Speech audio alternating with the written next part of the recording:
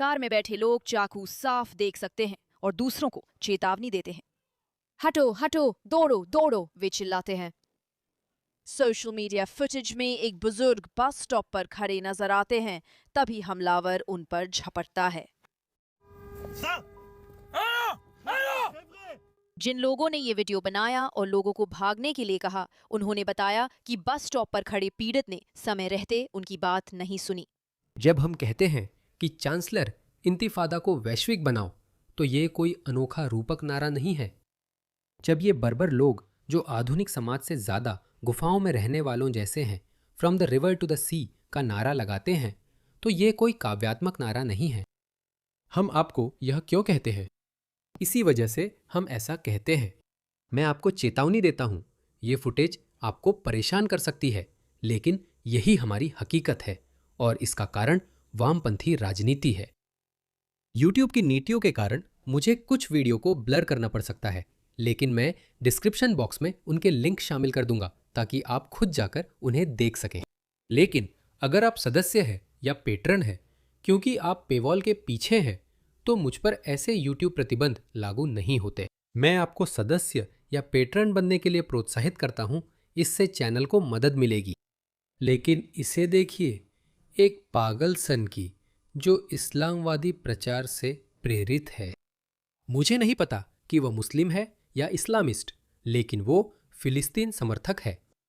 उसने यह मान लिया है कि इजराइल गाजा में नरसंहार कर रहा है, इसलिए सभी यहूदी जिम्मेदार हैं और इसलिए आप बस जाकर उन्हें चाकू मार सकते हैं। इस वीडियो को देखो।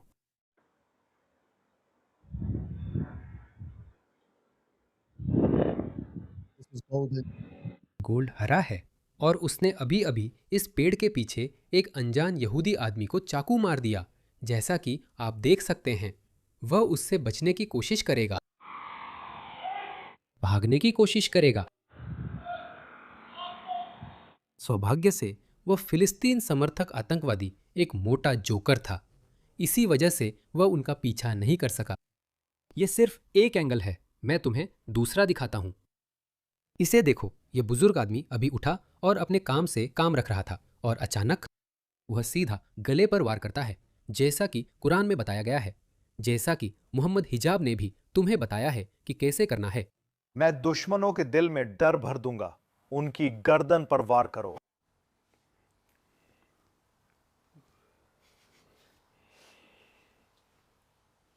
और उनकी उंगलियां काट दो। उंगली क्यों? क्योंकि वे लड़ नहीं सकते। तुमने बड़ी चालाकी से उन्हें अक्षम किया। तुमने हाथ काटा, खत्म। अल्लाह तुम्हें बता रहे हैं कि कैसे लड़ना है। अगर गौर किया हो तो वो चालें सिखा रहे हैं। सबसे अहम है एक वॉर में खत्म करना। अगर आप देखेंगे कि जो बार बार सामने आ रहा है, तो या तो उसकी गर्दन पर वार करो या गर्दन के ऊपर वार करो, जैसा कि कुछ लोग कहते हैं। इसे देखो, ये नेकदिल लोग मदद की कोशिश करते हैं। मुझे लगता है कि एक आदमी की हालत नाजुक है। हो सकता है वो वही हो, क्योंकि दूसरा आदमी तो साफ तौर पर भाग गया था। लेकिन शुक्र है, एक बार तो मेट पुलिस ने सही काम किया। उसकी गिरफ्तारी का वीडियो देखिए। तो वह अभी भी चाकू पकड़े हुए है और वह हथियार नहीं छोड़ रहा है। वह सच में उन पर झपटता है और अब भी चाकू पकड़े है।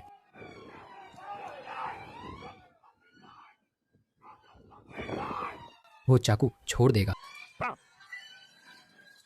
धड़ाम। धड़ाम।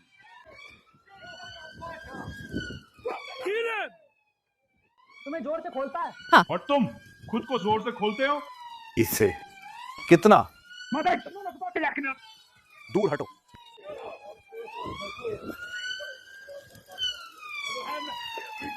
अच्छा, उस पैर को देखो। आशा है कि हमें अच्छा मिलेगा। मैं ठीक हूं।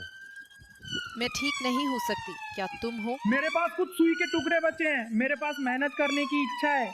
मेरे पास मेहनत करने की एक इच्छा है। और अंदाजा लगाओ, हमेशा की तरह इस्लामवादी और कुछ तथाकथित प्रगतिशील वामपंथी सनकी बाहर आ गए हैं और शुरू कर दिया है। पुलिस की आलोचना कर रहे हैं कि उन्होंने इस आतंकवादी के सिर पर लात मारी। याद है, मैनचेस्टर एयरपोर्ट पर 2 मुस्लिम भाइयों के साथ यही हुआ था। उन्होंने वह क्लिप वायरल की और पुलिस पर आरोप लगाया कि उन्होंने उस व्यक्ति के सिर पर लात मारी। मैं चाहता हूं कि मैनचेस्टर एयरपोर्ट की घटना में शामिल हर एक पुलिस अधिकारी के खिलाफ तुरंत कार्रवाई हो। उन सभी को तुरंत गिरफ्तार किया जाए, निलंबित किया जाए, उन पर मुकदमा चलाया जाए और जेल भेजा जाए। उन सभी अधिकारियों को तुरंत गिरफ्तार किया जाना चाहिए। अगर ऐसा नहीं हुआ तो हम प्लान बी पर जाएंगे और आप बड़े विरोध प्रदर्शन देखेंगे। मैं आपको वादा करता हूं, ऐसे विरोध प्रदर्शन जो आपने पहले कभी नहीं देखे होंगे। अब इस घटिया इस्लामवादी प्रचारक रोशन एम सालेह को देखिए, इसे देखिए। ये लोग काबू में किए गए आदमी के सिर पर बार बार लात मार रहे हैं। इन अधिकारियों पर मुकदमा होना चाहिए, इसे देखिए। उसने वो क्लिप निकाल ली। ये क्या बकवास है? और जाहिर है वे उसके सिर पर लात मार रहे हैं ताकि वो चाकू गिरा दे। आप किसी ऐसे आदमी को जिसके हाथ में चाकू है बिना खुद चाकू से घायल हुए कैसे गिरफ्तार करेंगे? लेकिन असल में ये उससे भी बुरा हो जाता है। इसके तुरंत बाद वो कहते हैं कि यूके में यहूदी विरोध को खत्म करने पर गंभीर चर्चा तब तक नहीं हो सकती जब तक गाजा में इजराइल के जनसंहार को संबोधित नहीं किया जाता। उन्होंने इसका बचाव किया, मतलब यहूदी मारे जाएंगे क्योंकि गाजा में नरसंहार हो रहा है। इसे देखो, क्या आप इस पर यकीन कर सकते हैं? और फिर आपके पास टुटिया किया है, वो दयनीय कायर प्रधानमंत्री जो हर हमले के बाद बिना चूके बार बार वही बात दोहराता है। आइए इस जोकर की बात सुनते हैं। मैंने अभी कोबरा बैठक बुलाई और सबको इकट्ठा किया, सभी संबंधित पक्षों को, जिसमें गृह सचिव, लंदन के मेयर, मेट्रोपॉलिटन कमिश्नर शामिल हैं, ताकि हम अपनी प्रतिक्रिया का समन्वय कर सकें और सुरक्षा को और मजबूत करने पर विचार कर सकें। मैंने सीएसटी से भी बात की है। पहले से ही अतिरिक्त फंडिंग उपलब्ध है। हमें इसे बढ़ाने की ज़रूरत है ताकि ज़रूरी स्तर की सुरक्षा दी जा सके, लेकिन निश्चित रूप से। चुप रहो, ये वही बात दोहराता है। लेकिन ये हमले कभी रुकते क्यों नहीं हैं? शबाना महमूद को देखो। चलो सुनते हैं कि वो क्या कह रही हैं। वही बात, ये लोग कितने बेहया हैं। और देखो, इस्लामवादी खुलेआम और गर्व से इन हमलों को जायज़ ठहरा रहे हैं। और बाकी इस्लामवादी, उन्होंने कुछ नहीं कहा। देखो, एक शब्द भी नहीं। मैं तुम्हें एक और दिखाता हूं। इसे देखो। हमले के बाद से इसने ट्वीट किया है, लेकिन कुछ भी नहीं। हमले पर एक भी शब्द नहीं, एक भी शब्द नहीं। मुझे पता है क्यों। उन्हें यह बहुत पसंद है।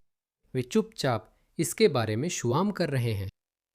वे इसका जश्न मना रहे हैं। कियास तामा, अगर आप यहूदी विरोध खत्म करना चाहते हैं और हमले रोकना चाहते हैं तो इस्लामवादियों पर कार्रवाई करें। और कितने सबूत चाहिए? जब तक फिलिस्तीनी आतंकवादियों को उनकी मांगें नहीं मिलती, तब तक यहूदी विरोध खत्म करने की गंभीर चर्चा संभव नहीं। और देखिए, बेचारे आतंकवादियों को सिर पर लात मारी गई। और भी है। इसे देखिए। जेके रोलिंग ने ज़ारा सुल्ताना को आड़े हाथों लिया, जो एक कम्युनिस्ट इस्लामवादी हैं। अजीब सा कॉम्बिनेशन है, उलझी हुई महिला। मुझे लगता है ये ज़ारा सुल्ताना सांसद से अलग है, जिन्हें हाल ही में सरे में लाउडस्पीकर पर इंटिफादा के नारों पर ताली बजाते हुए फिल्माया गया था। और इसे देखिए। मुझे सच में सभी इंसानी जिंदगियों की परवाह है, जोएन।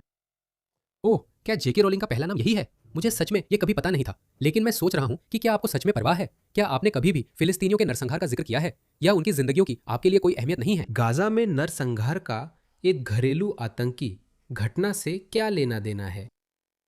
ब्रिटेन के लोगों को चिंता करनी चाहिए कि वहां क्या हो रहा है। अगर आप मानते भी हैं कि गाजा में नरसंहार हो रहा है, तो रवांडा में भी नरसंहार हो रहा है। तो अगर ऑस्ट्रेलिया में कुछ होता है, तो क्या मुझे दुनिया की हर दूसरी समस्या का जिक्र करना पड़ेगा? क्या मुझे असल में ये कहने से पहले कि ओह, ऑस्ट्रेलिया में जो हुआ वो निंदनीय है, दुनिया की हर दूसरी समस्या का जिक्र करना पड़ेगा? वो दोनों चीजों की तुलना कैसे कर रहे हैं? ये लोग सच में दिमागी तौर पर गड़बड़ है। ये इसलिए सामने आ रहा है क्योंकि इनके मूल्य अलग हैं। ये महिला ब्रिटिश महिला नहीं है, दिल से ये एक इस्लामवादी है और ये मानती है कि ये एक समाजवादी है। और हाँ, वैसे आपको पता है उसने कैसे कहा था कि मैं सभी इंसानी जिंदगियों की परवाह करती हूँ? आज तक उसने 7 अक्टूबर के बारे में या इजरायली बंधकों के बारे में या उन यहूदियों के बारे में कुछ नहीं कहा जिन्हें फिलिस्तीनी आतंकवादियों ने मार डाला था। उसने उनके बारे में अब तक एक भी शब्द नहीं कहा है। शोबाना महमूद को देखिए, वही पुराने बकवास बयान, कार्रवाई के बिना अर्थहीन बयान। मैं स्पष्ट कहना चाहती हूँ, ये भयानक हमला है और अब इसे आतंकवादी घटना घोषित किया गया है। मेरी संवेदनाएं पीड़ितों, उनके परिवारों और पूरे समुदाय के साथ हैं। हमारे यहूदी समुदाय पर हमला हम सभी पर हमला है। हम अपनी यहूदी समुदाय की सुरक्षा को बहुत गंभीरता से लेते हैं। इसे गंभीरता से ले। ऑस्ट्रेलिया में ऐसे हमले हर दूसरे हफ्ते हो रहे हैं और ये यहाँ भी होगा। आपने उन इस्लामवादियों को देखा है, उन फिलिस्तीन समर्थक आतंकवाद परस्तों को मालवर्न जाते हुए, यहूदी इलाकों में जाते हुए। कुछ ने यहूदी रेस्तरां और सिनेगॉग पर आगजनी की है। मुझे लगता है ये मैनचेस्टर में भी 6 महीने पहले हुआ था। ये पूरी दुनिया में हो रहा है। माफ़ कीजिए, जितने ज़्यादा मुसलमान आप लाएंगे उतने ही ज़्यादा यहूदी विरोधी हमले होंगे। ये बस जिंदगी की एक सच्चाई है। इस्लामवादी दुनिया में सबसे बड़ा यहूदी विरोधी समूह है, इसमें कोई दो राय नहीं है। आइए इस वीडियो के साथ इसे अच्छे से खत्म करें। इसमें कुछ बहुत ही सुकून देने वाली बात है। बूम नहीं, एक और बूम। बूम।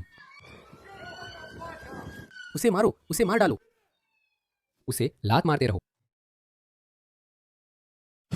तो वह एक अच्छी बात थी। लेकिन प्रधानमंत्री, गृह मंत्री द्वारा दिए गए ये खाली अर्थहीन बयान जिनका कोई मतलब नहीं है, क्योंकि मैं भविष्यवाणी कर सकता हूं। ठीक है, मैं एक भविष्यवाणी करता हूं।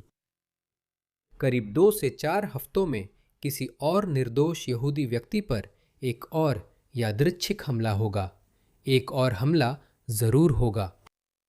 हम वही बयान फिर देखेंगे जैसे आपने कीर स्टारमर और शबाना महमूद से देखे, बिना चूके। वही शब्द, वे तो शब्द भी नहीं बदलते। हम इस आतंकवादी हमले से स्तब्ध है। यहूदी समुदाय पर हमला बिल्कुल भी स्वीकार्य नहीं है। मैं आपको आश्वस्त करता हूं, हम यहूदी विरोधी भावना रोकने की पूरी कोशिश कर रहे हैं। यही लिखा होगा और यह बार बार होता रहेगा।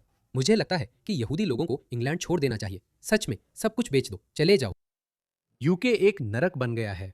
मुझे माफ कीजिए, मैं ये वहां के मूल ब्रिटिश लोगों के प्रति पूरे सम्मान के साथ कह रहा हूं। मैं दुख के साथ कह रहा हूं। मुझे ब्रिटेन से प्यार है और चाहता हूं कि वह फिर से शान पाए, लेकिन ऐसा नहीं होगा जब तक ऐसे भ्रष्ट विचारधारा वाले नेता सत्ता में है। जब तक आप और ज्यादा इस्लामवादियों और मुस्लिमों को लाते रहेंगे, ठीक है, चलो इसे घुमा फिरा कर ना कहे, जब तक आप और ज्यादा मुस्लिमों को लाते रहेंगे, यूके नीचे जाता रहेगा। इसमें कोई दो राय नहीं है। आपको किसी और सबूत की जरूरत नहीं है। सब कुछ हमारी आंखों के सामने हो रहा है।